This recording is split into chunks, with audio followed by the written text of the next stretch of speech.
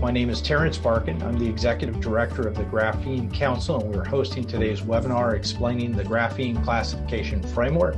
What is it and how to use it? If you are not familiar with the Graphene Council, we collect 30,000 materials professionals worldwide into a network that focuses on graphene materials.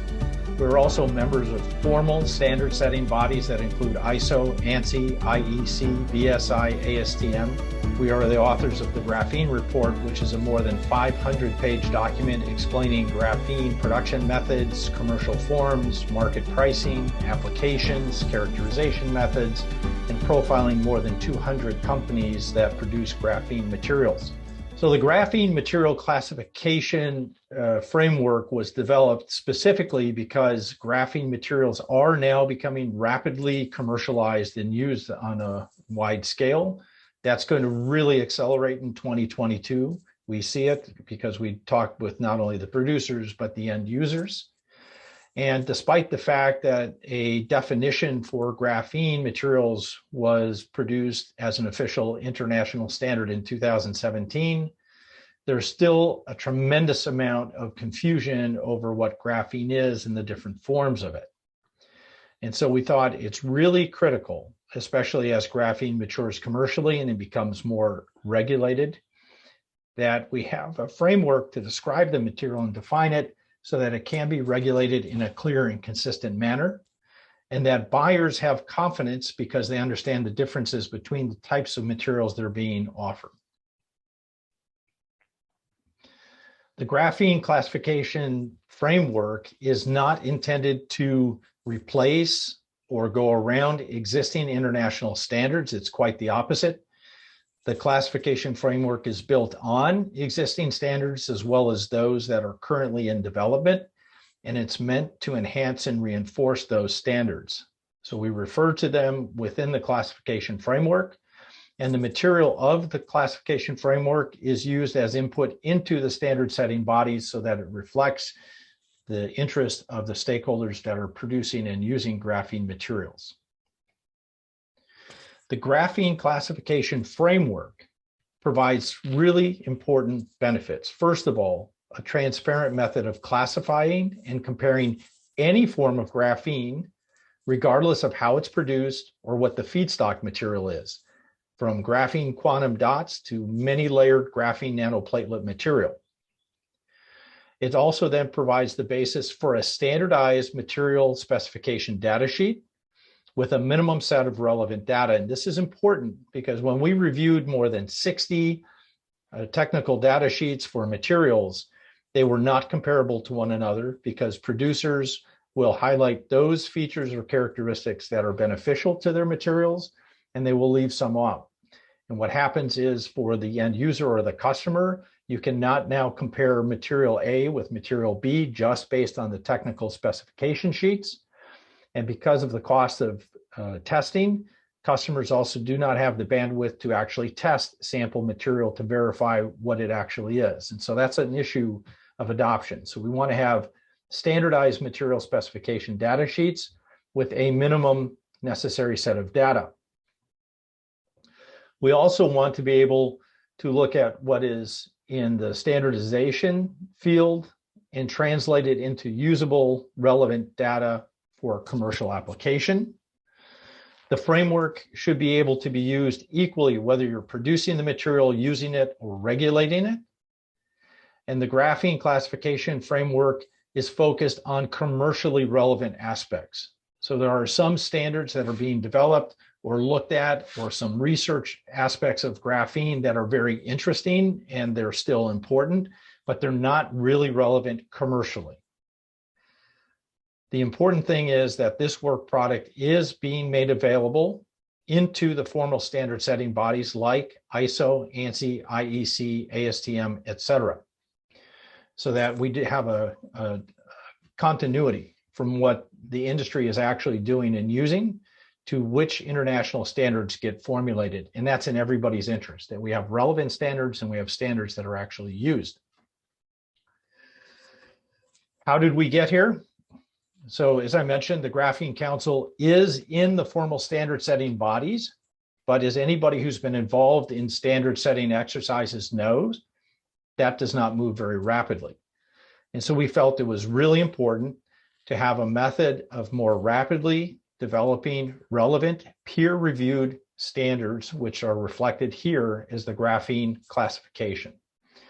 So we had more than 100 volunteers that included representation from producers, customers, researchers, and even regulatory agency representatives were in the task force developing this. And we used the method called Delphi, which simply means that, for example, a hypothesis or a premise will be put out to the group. Everybody will then comment on it with their perspectives on it. And then this is all synthesized, and where you have consensus, you move on to the next topic as you evolve your standard or your work product that you're working on, and you continue to do that in a rapid iteration. And that means from April this year until now, we were able to do all the work that you will see, which in a traditional method of a peer-to-peer meeting on a periodic basis would literally have taken years and years to put together. And we were able to do it thanks to the input of these volunteers and the process that we use to make it a more rapid iteration. So the Graphene Classification Framework is composed of 5 key elements. First of all, which material characteristics will be reported? And these are the ones that have been deemed most relevant for commercial use and application. And how do we know that? Well, already back in 2020, we did a survey of the graphene community in which we received more than 850 replies. And we were asking questions about, for example, what type of graphene material are you using, for which types of applications, and which material characteristics were critical or important to you. And so that was a wealth of information that we already had when we started in April this year for the classification framework. We had a very good sense of what types of graphene people are working with, and also what they were using it for and what kind of applications, and which characteristics of the material they were most interested in. The second part is testing. So if you name a characteristic, the question then becomes, how do you test it to get a value for that characteristic? And so where existing testing standards, where an existing international standard exists for a testing method that was referred to as the preferred method of testing for a particular characteristic. And for some characteristics, there are also acceptable alternative methods for testing to get at those values. And values is the next component, where we have a range of values, for example, layer count, lateral size, level of oxidation, etc. The fourth piece of this is syntax, which is really important. So there's already a definition for a lot of the terms around graphene materials, but there's not a syntax or a way of connecting each of these terms in a consistent way to describe the material. And what we've observed is that many companies, and rightly so, have their proprietary naming methods, or they'll have branding names, or they have ways of referring to their material, which are unique to that company, but they're not very generic and they're not applicable to other materials. And so the syntax is intended to be a generic way of describing a material, so that if there's a conversation between a producer and a regulator, or between a customer and a producer, they can refer to the material in a way that everybody understands what it is that you're actually working with. And the last piece of this classification framework is a technical data sheet template. Now, every company is going to construct their own technical data sheet in a form that complies with their branding and with their style guide. But the data that's contained in those technical data sheets, as I mentioned, varies widely from one producer to the next. And what we think is critical for the industry for adoption is to eliminate confusion by having consistent data reported about the nature of the material that's being transacted commercially, the different types of graphene materials. And so this is a template where we highlight which elements or pieces of data we feel are mandatory, that should be reported for everyone. And then, of course, producers are very free to add additional detail if they want about their material. But we think this is a really important step. And if you look at this collectively, we tried to look at this issue holistically and connecting from characteristics, how do you test it, what would be the value, how you describe it, and then the technical data sheet is how you report it, so that this is a consistent and coherent whole as opposed to a piecemeal approach. Okay, let's get to the meat of this. What are we actually talking about? So on the left-hand side of this slide, this is a snapshot, if you will, to try to capture these elements in one image. On the left-hand side, you see the 19 different characteristics that would be reported.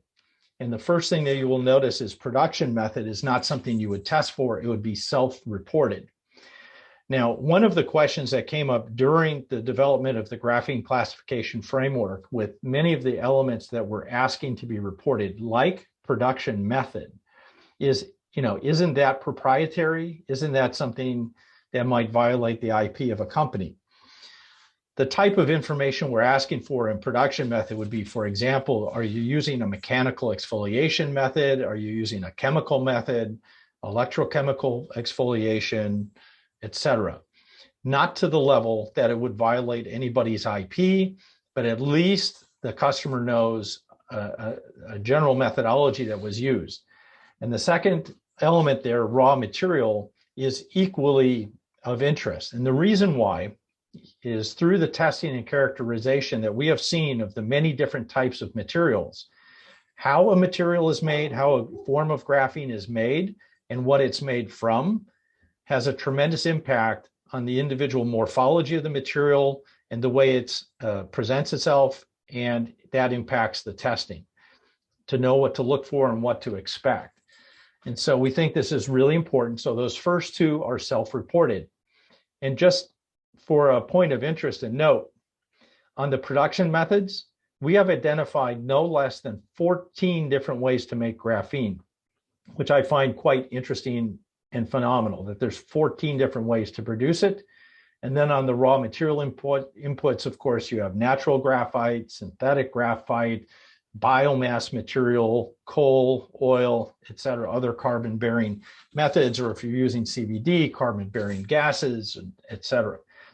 So that should help understand why we have such complexity when it comes to graphene, which of course commercially is not one material, but I think we can easily say that graphene from a commercial application perspective is really more like a family of materials. And that's why we need this kind of classification to make the differentiation. And so we have production method, the raw material, what form does it present itself in? Is it a dry powder? Is it a paste? Is it a solvent or a dispersion? Does it present as a CVD type sheet, as a sheet? Then the first test is to detect sp2 bonded carbon, which is pretty much a yay or a nay. Do you detect sp2 bonded carbon, and what does that look like? Does the material have structural defects? And here's a point where I'll mention some of these 19 characteristics admittedly do not apply to every type and form of material. So when we get down to item number 17 on orientation, for example, is whether they're Bernal stacked or otherwise, that really only applies to material that's a very few layers, from 1 to maybe 5 layers of carbon. It doesn't apply to other forms of material. So there's a few of these which are relevant depending on the type of graphene that you have, but most of them apply to all of them.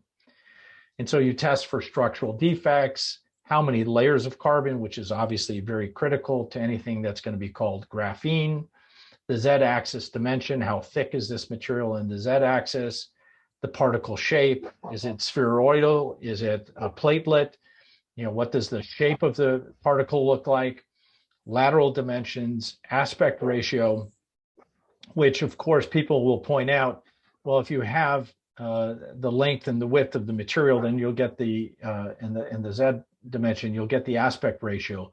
But we feel it's important for having all of these characteristics individually reported, so the customer obviously gets a real good sense of what the actual material is.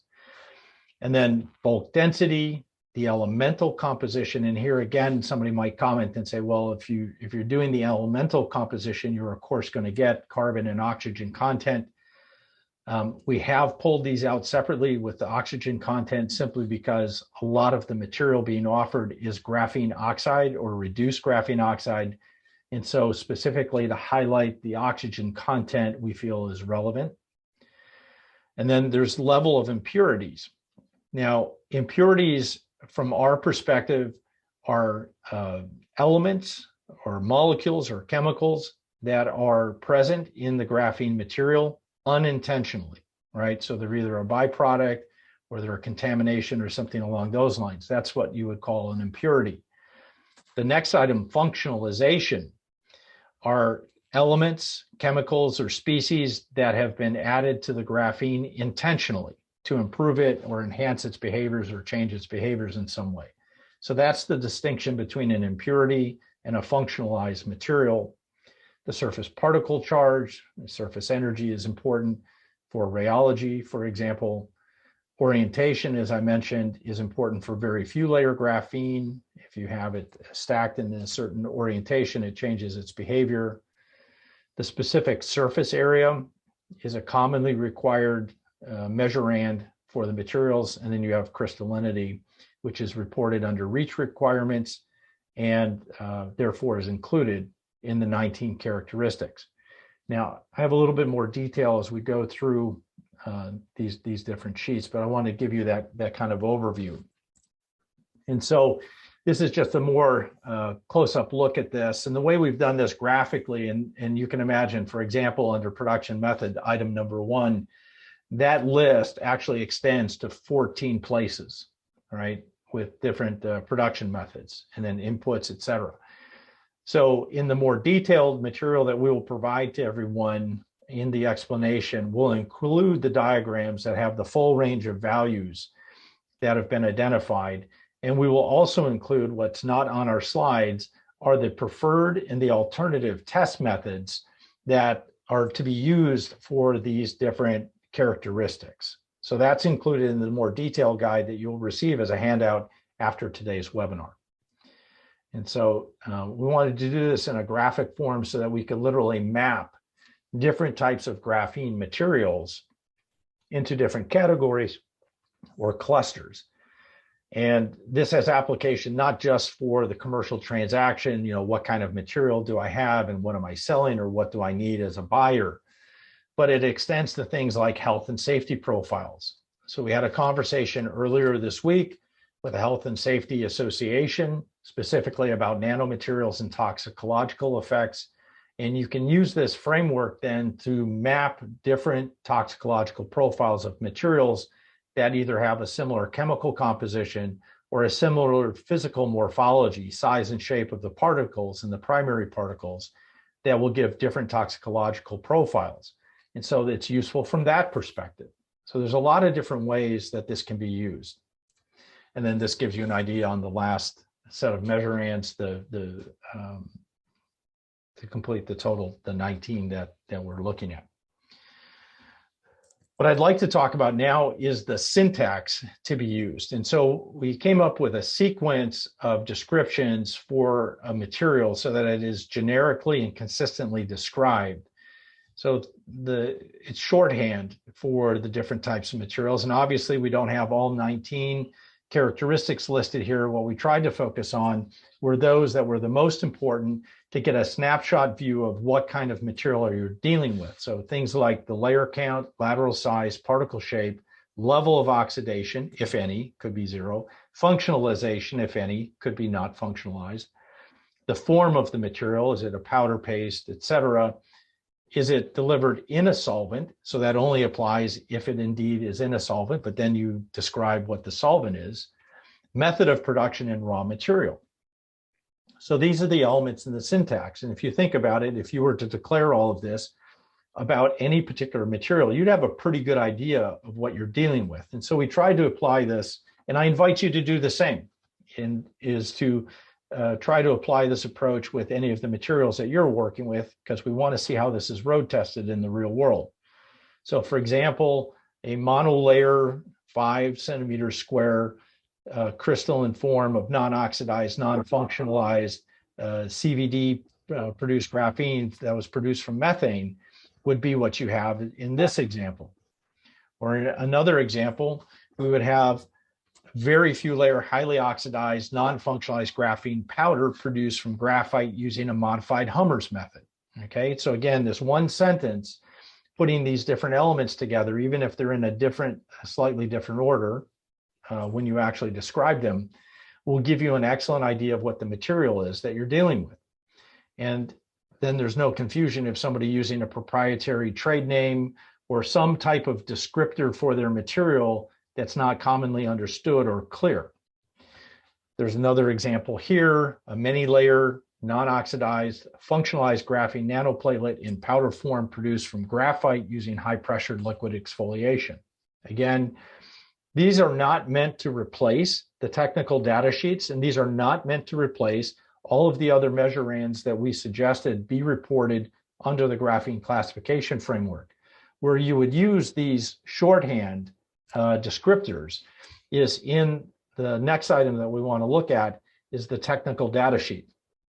So I apologize if the text is a little bit small here, but you'll receive a copy of this in the handouts so you can use it for reference.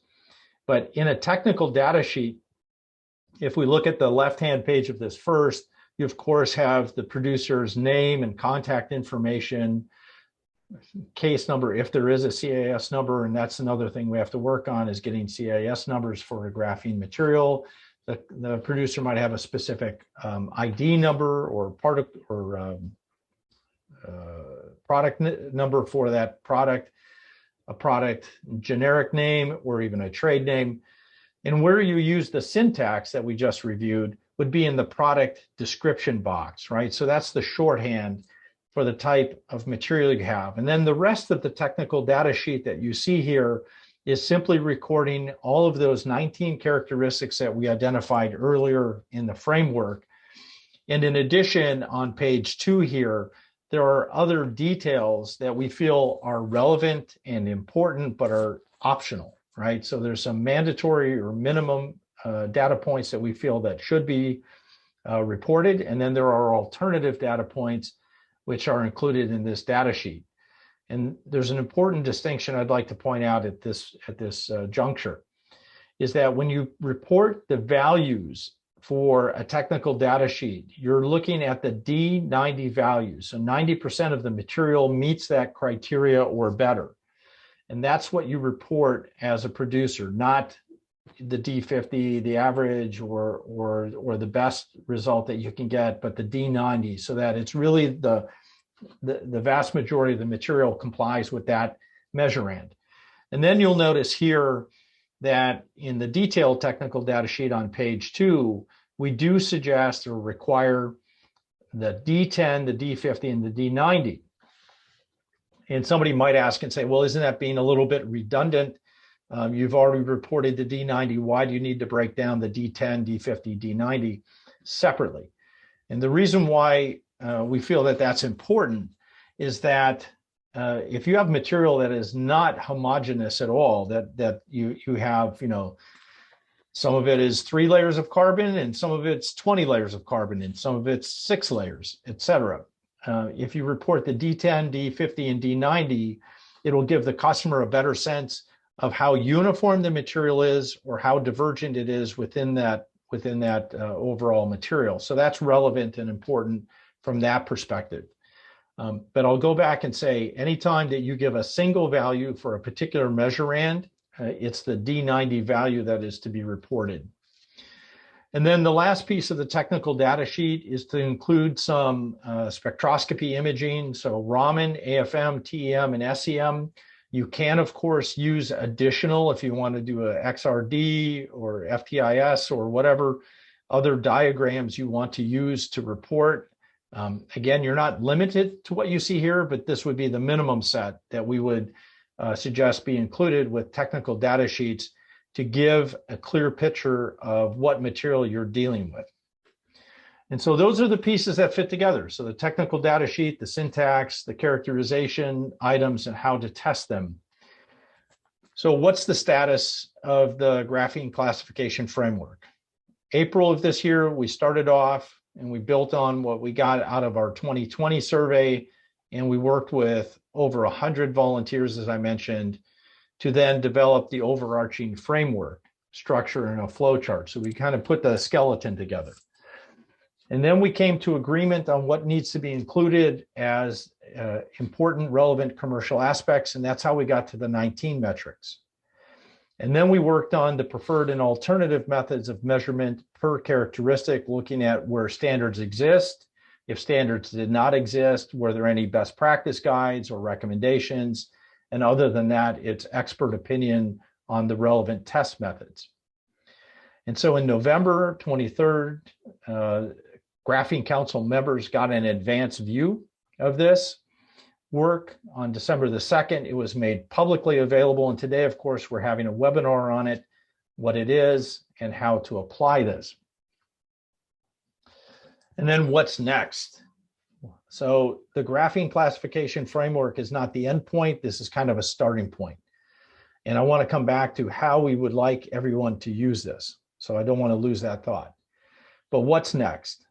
What's next is we want to give instruction to testing labs which tests need to be performed to be able to come out with the different characteristics that are required, and how to do that testing, what's required in terms of types of equipment, methodology, consumables, whatever the case might be, material preparation, et cetera. So that ideally, if you can think of it this way, the best situation would be anybody who's testing graphene follows the same testing methodology anywhere in the world, so that when we want to compare results, or the labs want to do calibrations against each other or test the comparison of results, that it's done consistently. And so we're going to put out voluntary guidance for testing labs on how to do the test, what's the sequence of test. Because the sequence of testing, when you do AFM or Raman, et cetera, or XPS, the sequence of which test is done when is not the same sequence of the 19 characteristics. The 19 characteristics are in an order that makes sense to a customer, an end user. But the 19 don't make sense from a lab in terms of what order you would test in, because some test methods will give you multiple valuations, for example. And so one test might fill up 3 of the 19 value statements, if that makes sense. Another topic that's going to come up eventually, and we need to address this, is sustainability. And the questions have already been raised. For example, people will ask us, what is the carbon footprint of producing graphene material? Which of course is important. But what's equally important, or I would say even more important, is what is the total impact of graphene on sustainability, whether it's embedded carbon or other aspects in use. So for example, in concrete and cement applications, you're using hundredths of a percent or at least tenths of a percent, very little amounts of graphene in an application that saves significant amounts, sometimes 9 kilo per metric ton of embedded carbon in cement and concrete applications. So even if it were quite a quote unquote dirty method of producing graphene, the net effect of that graphene is tremendously positive. So when we talk about sustainability, we feel it's important to look at it as applied as opposed to just as produced. Another really important aspect, which is being worked on at the moment and will continue to be worked on and will be enhanced by using the classification framework, is health and safety. So if we look at toxicological tests for different graphene materials, we've seen, for example, if you're not comparing a tox profile for one type of graphene and using it to make a determination on another application which uses a different type of graphene, and I'll tell you what I'm referring to. In April of this year, I think everyone remembers that Health Canada temporarily banned the production, distribution, and use of face masks that contain graphene materials. And they made that decision based on one animal study that referred to graphene oxide in that particular study. But the material that was used in the face mask was not graphene oxide, it was a different form of graphene. But because Health Canada viewed graphene as graphene, the ban came into place, and it has since been reversed because the face masks were tested and they were determined to be safe, and effective. But this is a perfect example of if a regulatory agency doesn't understand the differences between one type of graphene and another type of graphene, the answer is going to be no, they're not going to approve it or they'll ban it. And so it's critical that we understand accurately science-based health profiles of different types and forms of graphene, and you can't do that unless you have a way of classifying it. And so that's an example of how this would be used. On standards, tremendous amount of work has been done for many years now in the formal standard setting bodies. And the approach that we've taken as the Graphene Council is that all of this work that's been done in the Graphene Classification Framework is being given to the standards bodies as input for them to then determine if and how they want to incorporate it into formal standards. The Graphene Council is acting neutrally. We will share this with all of the standard setting bodies equally. We will encourage them to use it and adopt it, and we will sign over copyright. We'll give them a license to use the copyright for the content so they can actually use it and apply it into an international standard. Everything that you've seen is the copyright property of the Graphene Council. We encourage people to use it and to refer to it. And if you want to use it, simply ask us so we can give you permission to use the materials or the diagrams for your work. We're not trying to monetize this. We're not trying to capitalize it. We're not trying to trademark it or to hide it behind a paywall. We want people to use the Graphene Classification Framework because we feel it's critical for commercial adoption of graphene in industry, and it will help take away some of those barriers. And that's why we're working with the standards bodies so that they will adopt it. And then it reflects what the industry actually needs and what the industry actually uses. And to that end, we do have a call for volunteers. If you would like to get involved with the further development of the classification framework, with any of the other items here on the guidance for testing labs or for health and safety issues, and we also need volunteers to act as representatives in different standards bodies like ASTM or BSI or IEC, et cetera, to help advocate for the classification framework to be adopted. Please contact us, and you can also apply using that standards task force link there. And so here's my challenge, and this is how to use this. We think leading graphene companies can use this classification framework and this higher level of transparency about the nature of their material and the actual morphology of their material to differentiate themselves from companies that are less transparent about their materials. So let me say this in plain language. If there's a customer who's looking at two suppliers and one of them uses the Graphene Classification Framework to fully disclose what their material is, and another producer gives very limited information, the advice from the Graphene Council to that customer would be proceed with extreme caution for anybody who does not disclose what their material is. We think leading companies will take advantage of this and will compete on the merits of their material rather than limiting the information that they give about their material. So we think that's important, and the use of the Graphene Classification Framework will be the sign of the more mature, more professional graphene producing companies. We also think that customers can use this. So if you're a major user of graphene materials, especially as we go forward now, and we know that graphene will be used on a more regular basis, and we also know that major industrial users of graphene materials are going to need multiple sources of supply.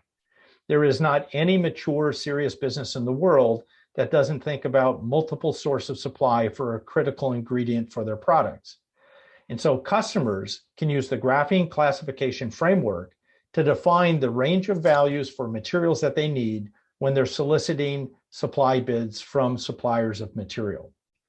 So I think from that perspective, it can be very useful for a customer to be able to go to a producer and say, we need material that fulfills these different characteristics.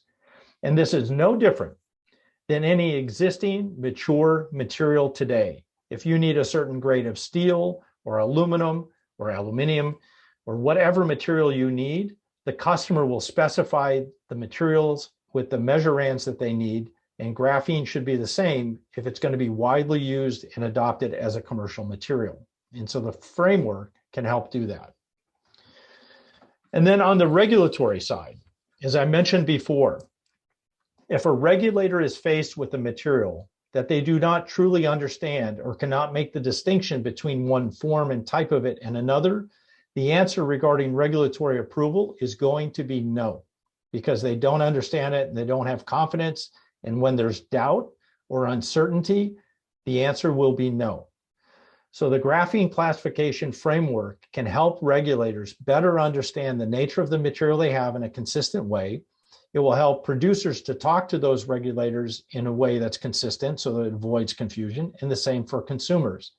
And we invite any regulatory agency that wants to learn more about graphene and understand it from a trusted, neutral third party to get engaged with us. We will be happy to share with you information about how to differentiate between these different types of materials, because we're completely neutral. We're here for the whole industry, the whole community, and we want and need to engage with regulatory agencies, whether it's for health and safety or whether it's for chemical registration or whatever the case might be. And so that's another way for us to use this framework as a consistent, transparent way of communicating. So the other thing to really remember about this classification framework, it has been built by people who study graphene, who make graphene, and who use graphene. Built by the graphene community for the graphene community. And here's my ask to everybody on the call. Whether you're a producer, researcher, consumer, regulator, however, we want to road test this and make sure that the framework stands up to real world applications. So we invite you, whatever position you take, try to apply the framework to your material or vice versa. Take your material and see where it falls in to this framework approach, and see if there are areas that just don't work or it doesn't cover the definition for your particular material, whatever the case might be, and let us know. Because we feel very confident that this framework and this approach can be applied to any material that's considered to be graphene, and it will work. We'll find a way of slotting into one of the values on the 19 different measurands. So we invite you, learn it. It's not super complicated. I think it's pretty straightforward, but then use it. From the Graphene Council, I want to say sincerely, I appreciate everyone's interest. We love the graphene field. We're very bullish on what's going to happen in 2022 commercially, and we're here to support you. If you're not a member or your organization's not a member of the Graphene Council, we really encourage you to join. Thank you for your time and attention. Really appreciate you. Take care.